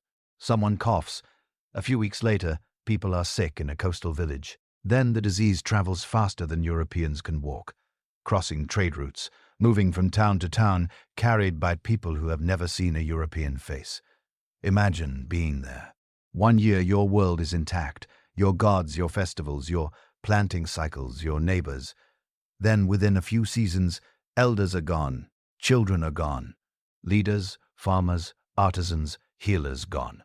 The social systems that hold everything together start to fray, not because of battles with steel and gunpowder, but because invisible particles are rewriting the math of survival. The Spanish did bring violence. They brought conquest, slavery, forced labor. But in many places, disease got there first and did most of the killing before anyone in armor ever appeared on the horizon. Yet, the exchange wasn't just one-sided. It wasn't only death moving west. Sometimes life and abundance flowed east. Think about your dinner plate. Tomatoes, potatoes, corn, chocolate, peanuts, chili peppers. All of these are American species. For tens of thousands of years, not a single Italian, Chinese, Indian, or West African farmer had ever seen a tomato plant, a potato tuber, a cacao pod, or an ear of maize. Within a few centuries of 1492, they were everywhere. Take the potato, a humble Andean tuber adapted to high altitudes and cold nights, with an almost ridiculous amount of calories crammed into a small package. When Europeans finally began planting potatoes seriously, especially in places like Ireland, the effect was explosive. Suddenly, you could feed more people on the same amount of land. Populations grew. Villages that once scraped by on grain harvest now had a backup. This little underground food from the Andes quietly helped fuel Europe's population boom. Tomatoes traveled a different path. At first, Europeans were suspicious. Some thought they were poisonous. They were, after all, part of the nightshade family. But gradually, cooks in places like Spain and Italy started experimenting. Sauces changed. Flavors deepened. The classic Italian cuisine people romanticize today. Tomato sauces, pizza, rich red pastas would have been literally impossible before the Columbian Exchange. No tomatoes, no marinara maize. Corn may have been the biggest global game-changer of all. Developed by indigenous farmers in Mesoamerica from a wild grass called tiointe, maize was a human creation shaped over generations of careful selection. After 1492, it spread across Europe, Africa, and Asia, becoming a staple food in regions that had never known it existed. In parts of Africa and the Balkans, people built entire diets around cornmeal. In China, maize helps sustain farmers in marginal upland soils, extending cultivation into places that rice couldn't easily reach. And then there was chocolate. Cacao, once a sacred drink among me elites, crossed the ocean and slowly evolved into the sweetened, milky form that would become a global obsession. What began as a bitter, spiced ritual beverage ended up as a comfort food in European drawing rooms and eventually in vending machines. So, while disease was tearing societies apart in the Americas, American crops were beginning to reshape diets and populations in the Old World. More calories, more people, new cuisines, new comforts. It was a deeply uneven trade, but it was a trade. The flow in the other direction wasn't just germs. It was hooves and snouts and roots and weeds. When Columbus returned to the Caribbean on his second voyage, he didn't come with just men. He came with animals that had never set foot in the Americas. Horses, cattle, sheep, goats, pigs, and seeds of European crops, wheat, barley, olives, sugarcane, on islands where there had once been only native mammals like hooters and bats. Pigs were suddenly rooting through the undergrowth, eating anything they could find. They multiplied quickly, often escaping into the wild, turning into feral herds that disrupted indigenous gardens and trampled native plants. Horses were even more transformative. There had been horses in the Americas long ago, but they'd gone extinct at the end of the last ice age. When the Spanish reintroduced them, they didn't just alter transportation, they rewired entire cultures. Over time, indigenous peoples in the Great Plains of North America, far from the Caribbean, would adopt horses and create new ways of living built around mounted hunting and nobility. But in the early years after Columbus, the change was just beginning. A few animals here and there, some fear, some fascination, and a future no one yet imagined. European plants behaved like quiet invaders. Wheat and barley needed cleared land, so forests were cut, fields were plowed. Sometimes European weeds came along for the ride, plants that stowed away in bags of grain or clung to the hooves of animals, then spread across new landscapes, out-co-competing native species. Sugarcane, carried from the Old World tropics, would become one of the most important and brutal crops in the New World. It grew well in the Caribbean climate, too well. European demand for sugar soared, plantations expanded, and with them, another terrible part of the exchange, the forced transport of millions of enslaved Africans to labor in fields that hadn't existed before 1492. A human current crossing the Atlantic in chains, driven by a plant that had changed continents. Even disease may not have been a purely one-way street. For centuries, doctors and historians have debated the origins of syphilis. Some argue it existed in the Old World before 1492, but was misdiagnosed as other diseases. Others point to evidence suggesting it first appeared in Europe shortly after Columbus's voyages, spreading rapidly through armies and brothel, its symptoms far more severe than the later, more familiar form. In that telling, syphilis is the American disease that went the other way across the Atlantic, a grim reminder that the Columbian exchange wasn't a simple story of Europeans giving and indigenous peoples receiving. It was a genuine exchange, even if the balance of suffering was heavily weighted.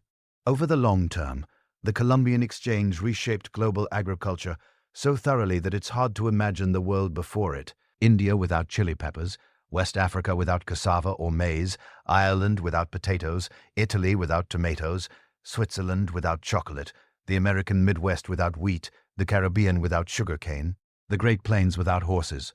All of that impossible. All of that unthinkable. Tonight, if you open your kitchen cupboards, you're looking at the aftershocks of 1492. Coffee from one region, sugar from another, spices from another, chocolate, tomatoes, peppers, potatoes, a tiny museum of the Columbian exchange, displayed as groceries. And it's still going. We're still moving species around the planet, sometimes deliberately, sometimes by accident, still creating new ecological combinations with consequences we don't fully understand. But in 1492, when Columbus first stepped onto that Caribbean beach, none of the people there, Spanish or Taíno, could see any of this. To them, it was just contact between two human societies. They didn't know that plants were already planning their invasions, that animals were waiting in ships' holds to redraw maps of possibility, that viruses were quietly calculating their next host. The armies of conquest were not just men with swords and guns. They were microbes, seeds, and hooves. Biology had entered the story, and it was about to rewrite it. Picture the ocean again, but not the lonely, anxious sea of the first. The immediate aftermath. Paradise Lost, 1493, 1500. Voyage, this time it's crowded. 17 ships, hundreds of men, horses, attack dogs, seeds and tools, chains. Columbus isn't just an explorer now. On paper, he's a viceroy, an admiral of a new world. This second voyage, which leaves Spain in September 1493, isn't about finding out what's there. It's about deciding what to do with it. Spain knows much more this time. The court has heard Columbus's stories of gentle people, gold ornaments, and endless fertile islands. The dream has hardened into a plan, colonies, plantations, mines. The monarchy wants returns on its investment fast, so the fleet that sails west is less like a scientific expedition and more like a moving city of conquest. There are priests to convert souls, hidalos to claim land and status, bureaucrats to record who owns what, soldiers to make sure everyone gets in line. Some of the men on board probably imagine a tropical Eden. Warm water, easy riches, friendly people ready to help. Others more experienced with war in Spain's recent campaigns against Muslim Granada may already be thinking about forts, tribute, and how to keep restless men under control on lands no European has ever ruled. They're not going back to nothing. They're going back to La Navidad. Columbus had left about 40 men there on the north coast of Hispaniola after the wreck of the Santa Maria, a tiny outpost made from the cannibalized timbers of a ship stocked with promises. Gold to be found inland, alliances to build with local chiefs, a peaceful foothold in a new world. Now, as the fleet approaches Hispaniola almost a year later, Columbus must be wondering what he'll see. Smoke from cooking fires, men running down to the shore, cheering a thriving little community trading with nearby Taino villages. Instead, they find ruins. La Navidad is gone, the buildings are burned, the fort destroyed, the men dead. Some accounts say their bodies were visible, scattered, and decomposed. Others suggest the remains had already been taken care of, the site abandoned to vines and silence. Taino sources and later Spanish testimonies give a simple explanation. The men Columbus left had not behaved like guests. They fought among themselves, abused local women, demanded too much food, searched obsessively for gold, and tried to bully chiefs who didn't see any reason to obey them. One local leader, Conabo, is often named as the one who finally decided enough. His warriors overran the settlement and killed the garrison. To the Tano, this might have been a local correction, a response to a violent, troublesome group. To Columbus and his men arriving with 17 ships, it looks like something very different. It looks like rebellion, and rebellion calls for punishment. Any trace of hesitation that may have lingered after the first voyage dissolves almost instantly. The tone shifts from curiosity to control. The search for gold becomes entangled with the desire for revenge. The vision of a peaceful trading colony hardens into a plan for domination. Within days, Columbus orders a new settlement not far from the ruins of La Navidad. This one is called La Isabela, in honor of the Queen, but the pattern eaten into its foundations is less a tribute and more a warning.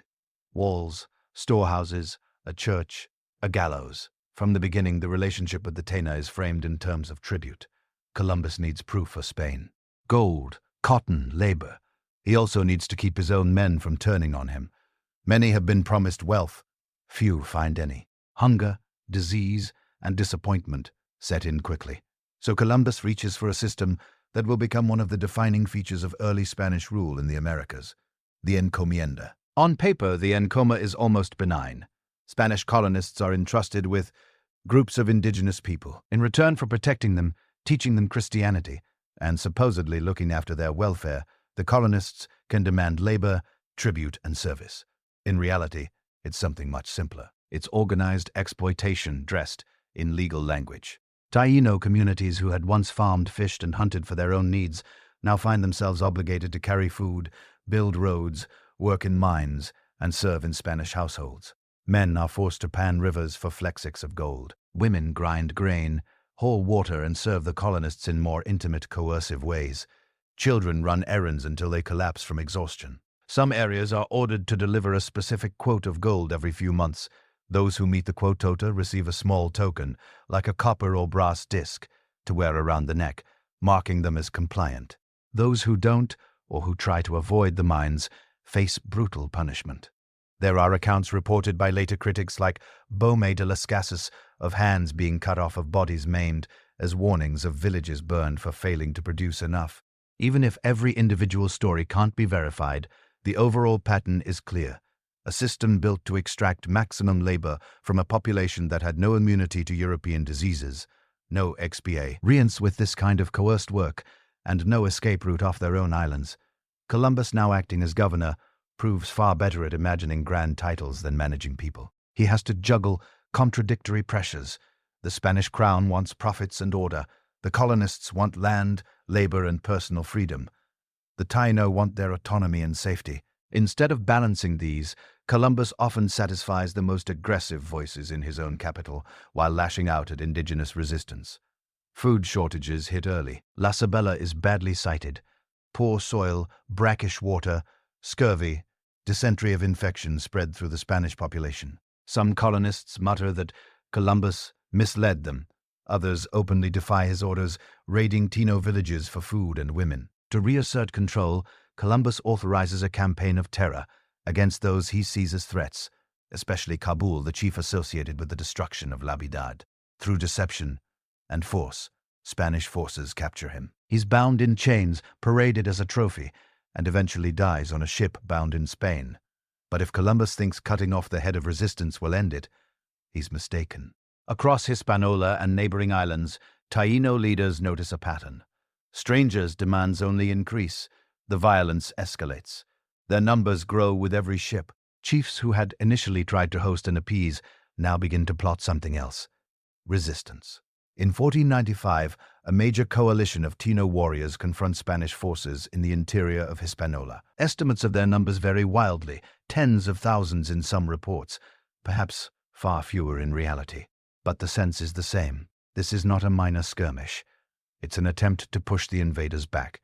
It fails. Steel weapons, crossbows, cavalry, and war dogs give the Spanish a decisive advantage. Horses, in particular, terrify fighters who have never seen Sioux animals before.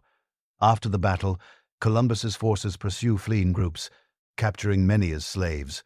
Some are kept to work the fields and mines. Others are shipped to Spain and sold. This is one of the earliest waves of mass indigenous enslavement in the Americas under Spanish rule. It won't be the last. The devastation isn't just from war and forced labor. Diseases like smallpox, influenza, and other Eurasian infections begin to move quietly through Taino communities. People who have never encountered these pathogens have no built-up immunity. Deaths rise, often without the Spanish fully understanding why.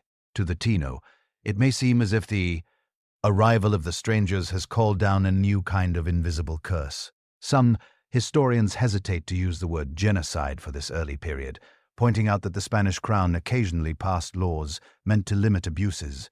But on the ground, the combination of deliberate terror, mass enslavement, systematic overwork, and indifference to Taino survival feels very much like a slow-motion extermination. Reports start flowing back across the Atlantic. Not just triumphant tales of conquest, but disturbing accounts of chaos. Colonists write letters complaining that Columbus and his brothers are tyrannical, favoring their own friends, hoarding privileges, punishing debtors. Others accuse him of weakness, of not being harsh enough, not delivering enough gold, not keeping the colony orderly. The crown is far away, but not death. Spain has just invested enormous prestige in this venture, and it can't afford complete collapse. So in the late 1490s, royal officials begin to take a closer interest in what is actually happening in Hispaniola. In 1500, a royal commissioner, Francisco de Bobadilla, arrives with broad powers. He hears the complaints, sees the prisons filled with both Spaniards and Taino, and reads the accounts of whipping, nings, and mutilations. Whatever personal motives he might have, he comes to a clear conclusion. The colony is out of control, and Columbus is at the center of the storm. Bobadilla arrests Columbus and his brothers. The admiral who once stood before the Spanish court as the discoverer of a new world is now placed in irons, not symbolically, not as a gesture, but with real chains on his wrists and ankles, loaded onto a ship bound back across the same ocean he had crossed in triumph only a few years earlier. Sailing east this time, Columbus reportedly refuses to have the chains removed, even when offered. Some later stories claim he keeps them until the end of his life, a physical reminder of how quickly fortune can reverse. By the time he reaches Spain again, the myth has already started to split away from the man. To many in Europe, he is still the visionary who found a western route to lands unknown. To those who lived under his rule in the Caribbean, he is something else entirely. An incompetent governor, a brutal master, a man whose arrival turned their world from a complex, thriving island society into a landscape of hunger, fear, and loss. Between 1493 and 1500, the paradise that Columbus had described on his first voyage is already slipping away. Forests are being cleared, villages disrupted or destroyed, populations forced into new patterns of labor and dependence. A door that had been opened with gifts and curiosity has now held wide with swords and shackles. The age of exploration has already become the age of conquest. And, for the Taíno, the clock is ticking. By the time Columbus reached the end of his life, the world he thought he discovered still existed only in his imagination. Picture him in 1506, an aging man in Valladolid, Spain, his joints aching from decades at sea, his eyesight failing, his reputation already dimmer than it had been on that triumphant day. In Barcelona, when he first returned with captives and gold trinkets. He's been arrested once, shipped back to Spain in chains after accusations of cruelty and misrule in the Caribbean. He has fought legal battles to regain the titles he was promised, the share of wealth he believed was his by right. The admiral of the ocean sea now spends much of his time writing letters and petitions, arguing, pleading, insisting that he has been wronged. But through all of this, one belief never waver. He is certain he reached Asia. To his dying day, Columbus insists that the lands he sailed to are the outskirts of the Indies, the fringes of Kath and Cipango, Asia's eastern shores. He pores over maps and biblical prophecies. He tries to reconcile what he saw with what he expected to see. The people, the plants, the distances, none of it quite fits Marco Polo's descriptions, but he rationalizes, adjusts, reinterprets. He never accepts that he found a continent that Europe didn't know existed. So Columbus dies as he lived, half navigator, half visionary, locked inside a mental map that the real world is already starting to erase. And for a while, history almost erases him, too. In the decades after his death, other names rise. Ago Vespucci, whose letters describe a new world distinct from Asia. Hernan Cortés, Francisco Pizarro, men whose ruthless conquests shower Spain with silver and gold on a scale Columbus never imagined. Cartographers start writing America on their maps. Lisbon and Seville buzz with new routes, new schemes, new empires. Columbus becomes just one among many explorers, a starting point, not a legend. The transformation from fallible navigator to near-mythic hero comes much later, under very different skies. Fast forward to the 18th and 19th centuries. A new country has appeared on those maps, the United States. It has broken away from Britain and is searching for a story, a founding myth that doesn't depend on kings or ancient European traditions. Columbus is perfect. He didn't sail for England. He represents daring risk, crossing an ocean. He can be reshaped into a symbol of discovery, of bold beginnings, of what people call the spirit of the New World. So American writers and politicians start to reinvent him. School books turn a complicated Genoese mariner into a flawless visionary who proved the world was round, even though educated Europeans already knew that. Paintings show him stepping majestically onto pristine shores, flag in hand, as if history itself were waiting just for him. Poems and parades celebrate his courage. Cities, rivers, and a new federal district take his name. Columbus, the District of Columbia. The messy details fade. The arrests, the mismanagement, the violence, those are brushed aside or not mentioned at all. The Tano and other indigenous peoples disappear from the story, replaced by vague Indians in the background of heroic scenes. The real man who died uncertain is turned into a statue. Literally, marble Columbus towers over public squares, always pointing west, always on the brink of a discovery that no longer quite matches what actually happened. But the people who were on those islands when he arrived, they never had the luxury of forgetting. For indigenous communities across the Americas, 1492 isn't just a date on a timeline. It's the beginning of a long, painful before and after. In Taíno oral traditions, in Caribbean folk memory, in the stories passed down quietly within families, Columbus is not a heroic stranger. He's the doorway through which disease, slavery, and displacement came. Yet even in the face of devastation, their story doesn't end. Taíno identity for a long time was said to have vanished. Many historians once wrote that they were completely wiped out within a few gene rations, but genetic studies, linguistic traces, family names, and living cultural practices in Puerto Rico, the Dominican Republic, Cuba, Jamaica, and beyond tell a more complex story. People across the Caribbean today recognize Taíno roots in their food, their music, their agricultural techniques, their words. Hurricane, canoe, barbecue, hammock. Community groups and activists explicitly reclaim Taíno heritage not as a romantic fantasy, but as a quiet insistence. We are still here. Our ancestors did not vanish. They survived in us.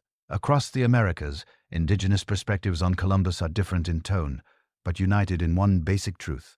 For them, 1492 marks not discovery, but invasion.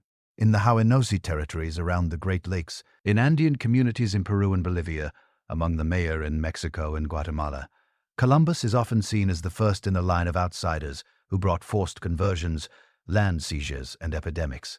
Yet, the story they tell is not just one of loss. It's also survival.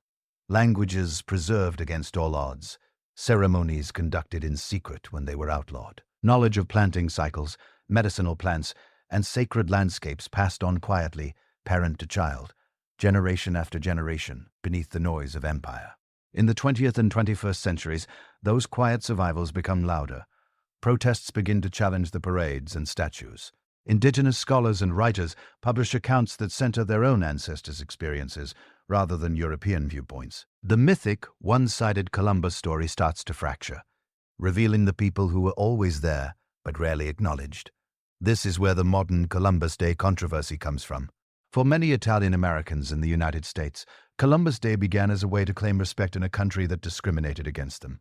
In the late 1800s and early 1900s, Italian immigrants faced violence, stereotypes, and suspicion. Honoring an Italian navigator who helped open the Americas became a symbol of pride and belonging. So for some, Columbus Day is still tied up with that history of struggle and acceptance. For many indigenous people, though, the same holiday feels like a celebration of the day their world started to collapse. It feels like a public festival held at the site of a family tragedy. These two emotional truths clash. That's why around the early 90s and into the 2000s, you start to see a shift. Cities, states, and countries begin replacing or pairing Columbus Day with Indigenous Peoples Day, Dia de la Resistencia, Indigenaire, or similar observances. The focus moves from honoring a single European explorer to recognizing the survival and contributions of native peoples. Different places remember 1492 in very different ways. In Spain, October 12th is celebrated as the Fiesta Nacional, also called Dia de la Hispanidad. It emphasizes the creation of a Spanish-speaking world, the spread of language and culture across continents. Official narratives often highlight exploration and global influence more than conquest. In much of Latin America, the same date has worn many names. Each name reflects a different interpretation: mixture, domination, encounter, resistance. In the Caribbean, the memory is especially intertwined with the Taíno story and with the transatlantic slave trade that followed. 1492. There is the first beat in a rhythm that soon includes enslaved Africans, forced labor, sugar plantations, and revolutions. And in many classrooms around the world today, 1492 is presented not as a neat turning point, but as a tangled knot in global history. Economic historians see it as the start of massive wealth transfers, the rise of Atlantic empires. Environmental historians see it as a key moment in the reshaping of ecosystems. Indigenous historians see a catastrophe and a beginning.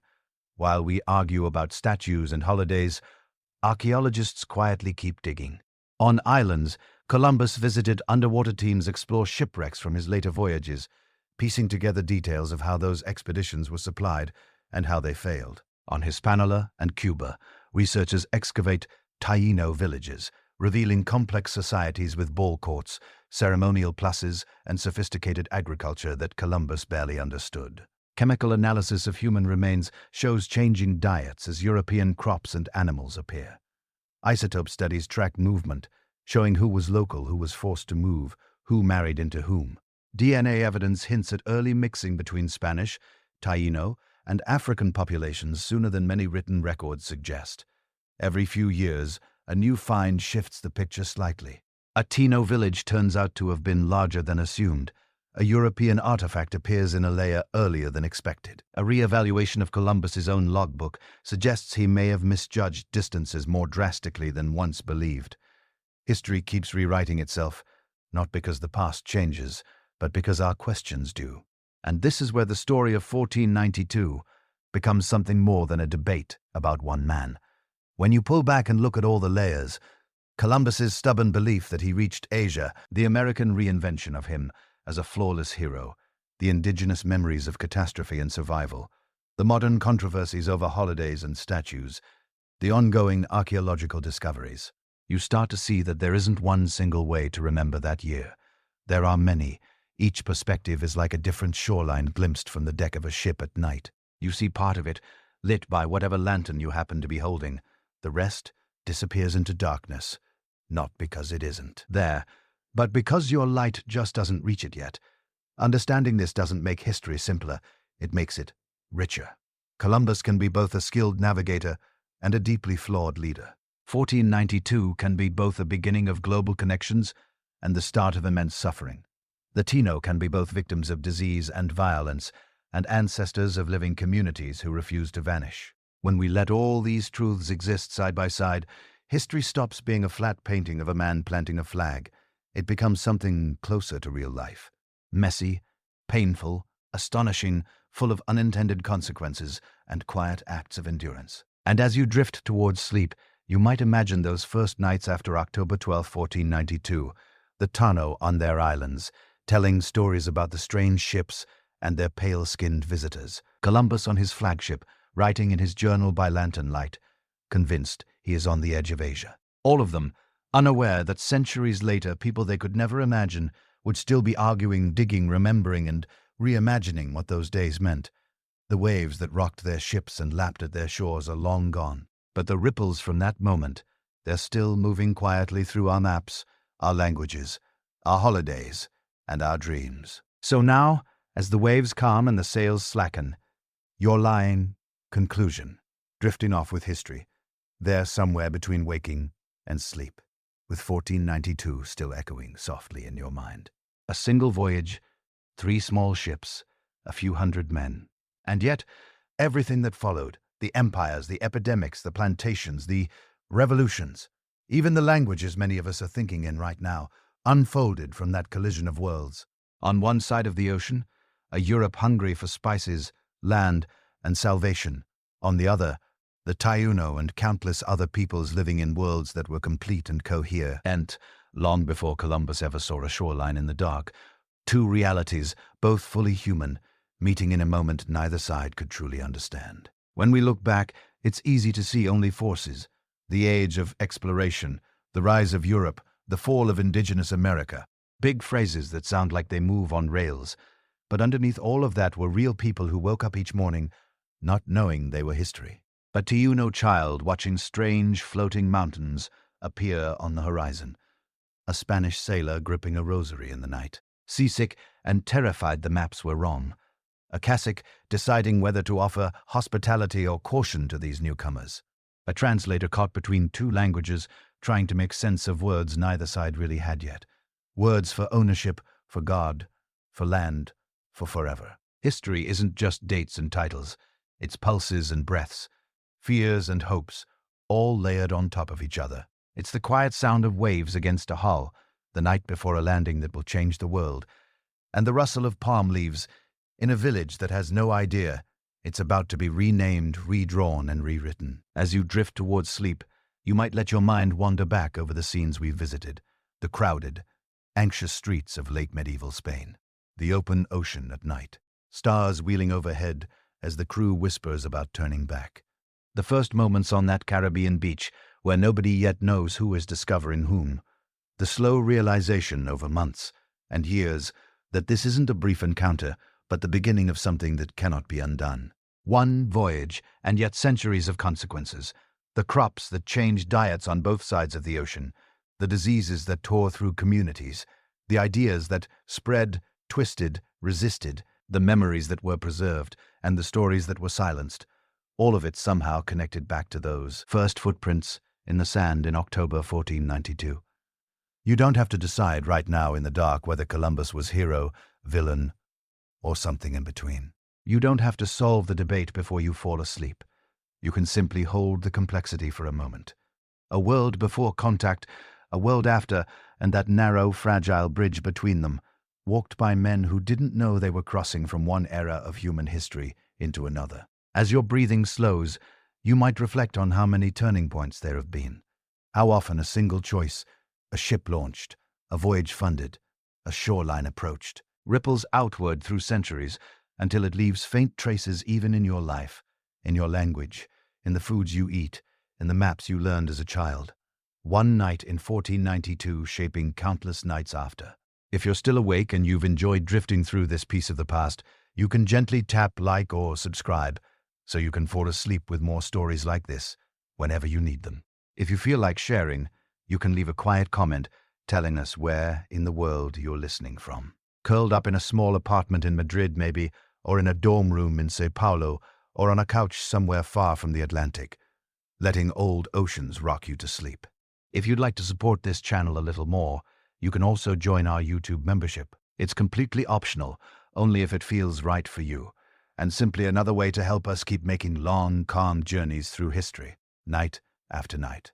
But, for now, you don't need to do anything at all. You can let the story fade into the background like a ship disappearing over the horizon.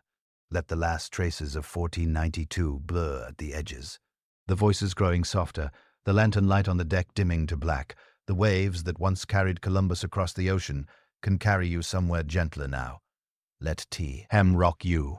Let the distant surf of centuries roll in and out. The islands grow quiet. The ships anchor for the night. The stars above the Caribbean sky hold their silent watch, and you can drift off with history.